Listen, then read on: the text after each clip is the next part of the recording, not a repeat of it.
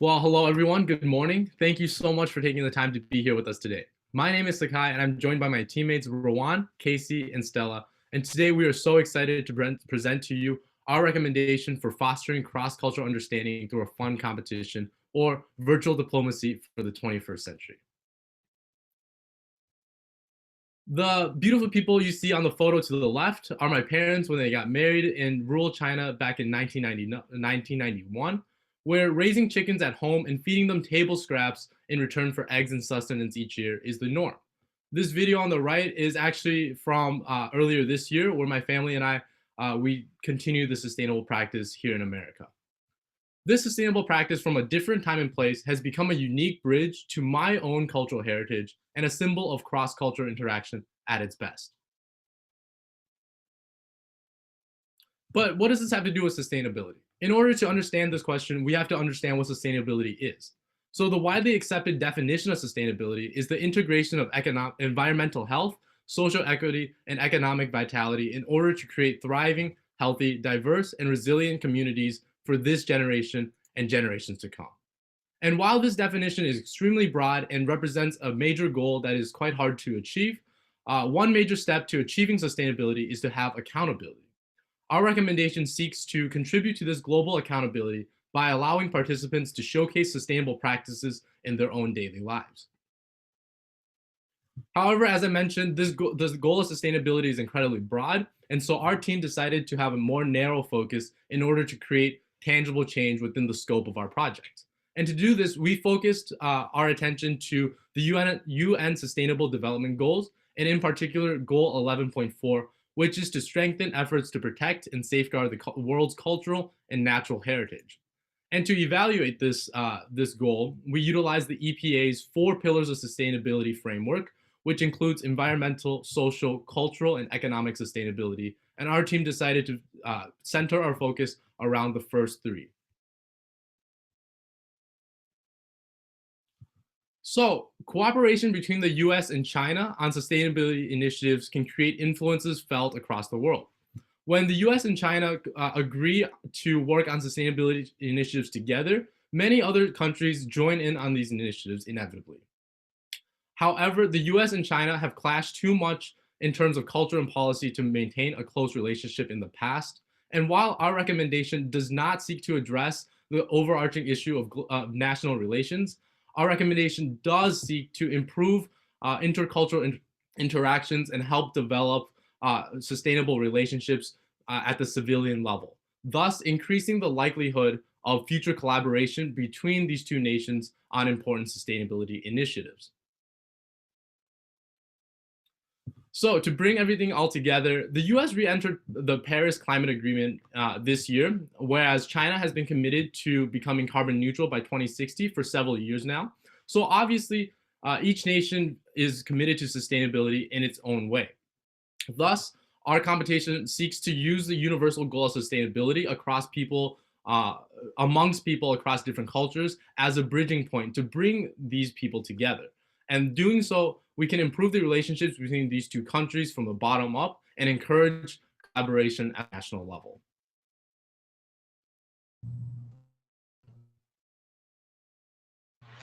Moving on with introducing what CultureScape is and when and why we're doing it.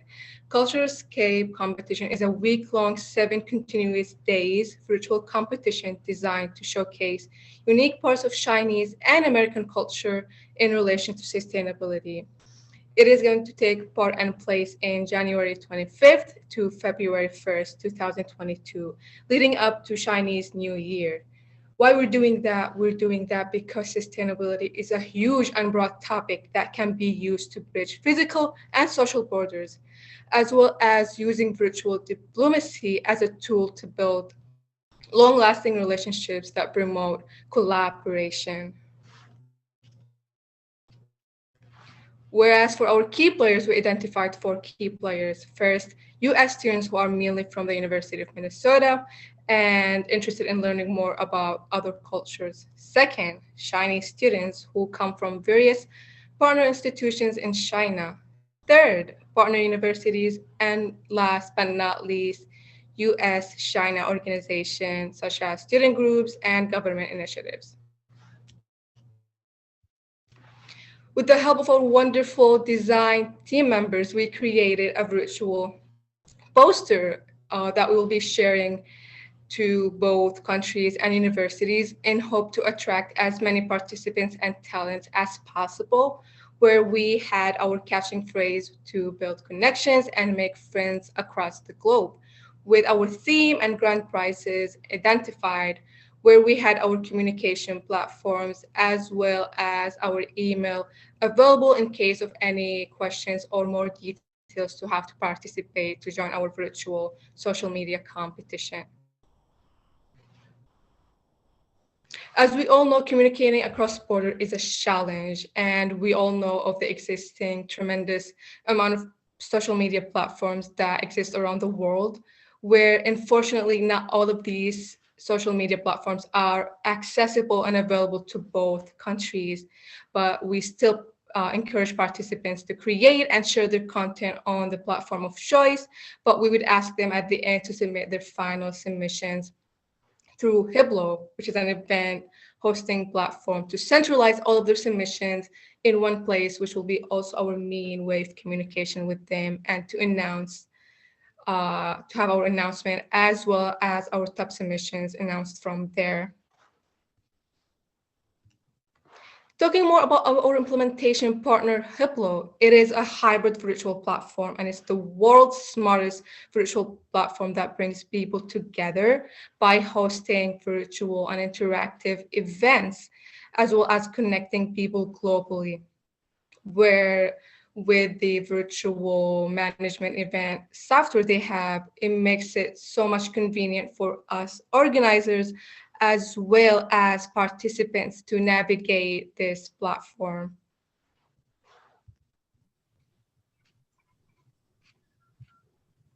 Participants will be able to submit content in a variety of formats. We accept submissions through videos, photos, articles, infographics, and digital arts.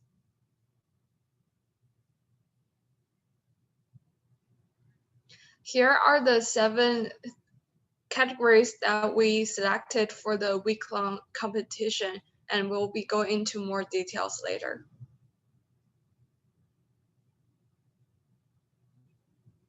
The first category is education. For this category, we're trying to highlight how students are impacted by sustainability initiatives in US and Chinese universities. Since sustainability initiatives in the physical and virtual classrooms are essential due to COVID-19. Here on the left is an example post of one submission that could be posted for the competition, showing the green campus of the UMM. Universities adapting to virtual methods resulting in less paper consumption can also be an excellent theme under this category. Second category is recreation. In this category, we are aiming to show off fun activities and how they pertain to the creation of a sustainable future. Recreation is a great way to build resilient communities, and example submissions could be any diverse community building activities, such as intermutual sports, student groups, or like the submission on the right showing soccer.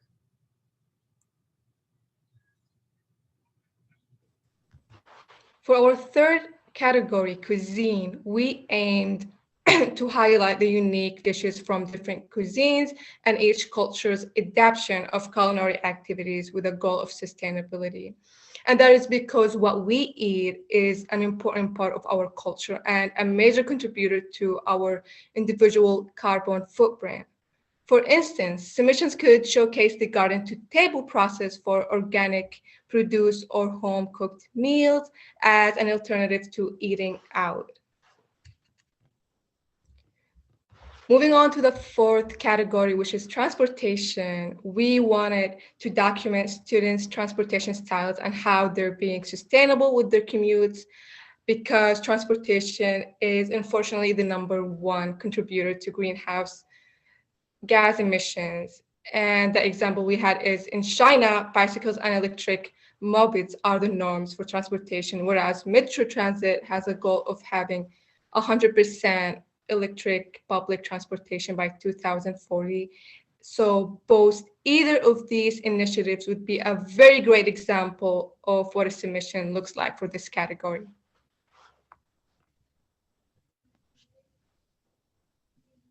Next, we have traditions.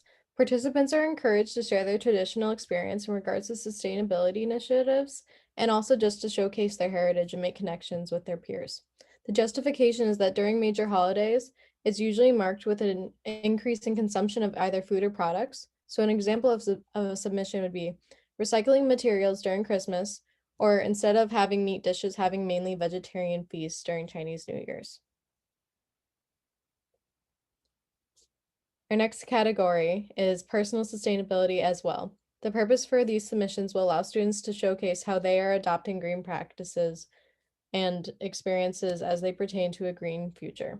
The justification is the world changes when everyone does their part. Showcasing individual sustainability initiatives will encourage viewers and participants to adopt sustainable practices. Examples of submissions would be reusing grocery bags as trash bags to reduce plastic waste consumption, or having home-cooked meals instead of takeout. Last but not least, we have community sustainability as well. This will demonstrate how communities are putting efforts into creating a sustainable future. Justification is that actions taken by the community will encourage people to participate, and these people will be from different backgrounds to achieve a common goal, and this will promote unity. An example would be community gardens in which everyone can contribute and show how they can be useful to their community as well. We also needed to address some challenges in our event organization. Some risks that could be possible are lack of participation, implicit bias, and inadequate resources. The impact of these could be competition failure, hindering of competition goals, and project delays. And some of our mitigation strategies include increasing publicity and incentives, zero tolerance policy towards xenophobia, and utilizing community resources. Now, I would like to shift the conversation to looking at some of the logistical challenges involved with hosting CultureScape, starting with the budget. Our team seeks to create the maximum amount of long-term impact with a limited budget of $10,000. This number was created through some estimation and research of similar virtual events, with 40% of this proposed budget going to the event hosting platform HUBILO. 30% of this budget will go into the competition prize, 20% of this budget will go into administrative and logistical costs, and finally 10% of this budget will go into compensating our volunteers and judges. If needed, as Casey mentioned, a risk could be inadequate funding or other resources. And so if needed, additional funding can be obtained through working with student organizations for fundraising or reaching out to partner university organizers. So now let's take a look here. So June on the left is a student at Shandong University in China, and Brian is a student at the University of Minnesota. Both Brian and June will participate in CultureScape, and through this week-long event, they will be making video, interacting with other cultures, and overall learning about sustainability initiatives. At the end of this week, they will both leave CultureScape with a greater appreciation for each other's culture. Now let's take a look at the timeline of CultureScape. In September 2021, we will be reaching out to partner universities and communicating details of this event. In December 2021, we will have hoped to secure all necessary funding. At the beginning of 2022, we will be coordinating with student organizations and promoting our competition. And on January 25th, 2022 is when the official competition begins. This is when June and Brian would be logging onto HUBILO for the first time and reading through the competition rules. Over the next week, June and Brian will be creating their own content.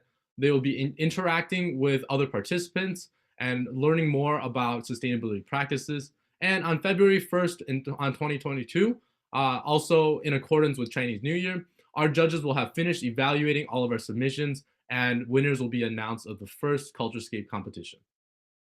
And so while our timeline for our proposed project is short and simple, the long-term impact of this cross-cultural interaction extends indefinitely.